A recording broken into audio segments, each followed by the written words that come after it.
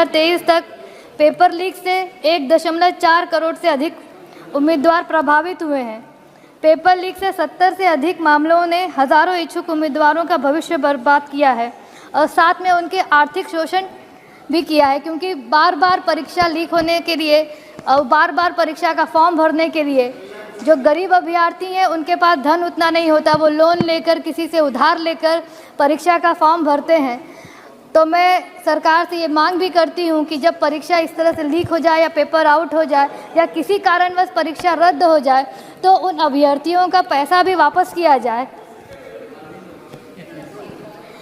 Bill पर गौर करें तो धारा 3 सार्वजनिक परीक्षाओं में अनुचित साधन समझे जाने वाले कार्यों की एक विस्तृत सूची प्रस्तुत करती है, जिसमें प्रश्न पत्रों के लीक होने से लेकर उत्तर पुस्तिकाओं के साथ छेड़छाड़ तक शामिल है।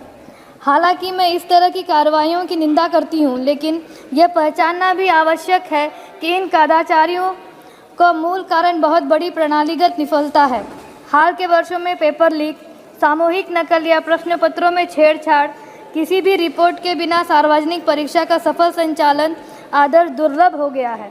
इसके अतिरिक्त हम एक ऐसे समाज में रहते हैं जहां परीक्षाओं में सफल होने का दबाव बहुत अधिक है, जो अक्सर देश में प्रचलित निजी क्षेत्रों में बेरोजगारी और अल्प रोजगार के गंभीर परिणामों से प्रेरित होता है। यह चिंताजनक प्रवृत्ति हमारे शिक्षा प्रणाली को प्रभावित करने वाली प्रणालीगत विफलताओं के बारे में बहुत कुछ बताती है, जिसे विधेयक पर्याप्त रूप से संबोधन करने में विफल है। इसके अलावा सार्वजनिक परीक्षाओं में कदाचार की घटनाएं पर बिना सोचे समझे की गई प्रतिक्रियाओं में के हानिकारक प्रभावों को उजागर करती है।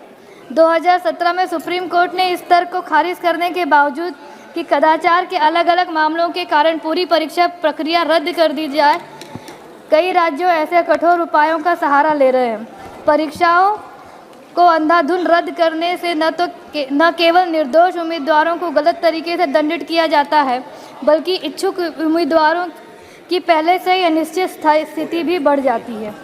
एक उम्मीदवार की दुर्दशा पर विचार करें तो किसी परीक्षा को मनमाने ढंग से रद्द करने या देरी के कारण पात्रता करिए मैम 1 मिनट में निर्धारित पात्र के निर्धारित आयु सीमा को पार कर जाता है। कई उम्मीदवारों के लिए इन परीक्षाओं में शामिल होना बेहतर भविष्य हासिल करने का उनका आखिरी मौका है।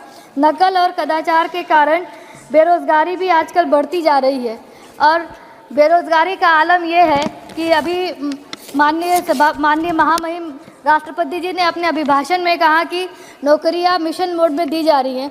मैं इसका समर्थन करती हूं, लेकिन जो नौकरियां मिली हैं वो सीमित समय के लिए मिली है या तो आउटसोर्सिंग से मिली है, जबकि राज्यों में और केंद्रों में लाखों पद खाली पड़े हुए हैं। मैं सरकार से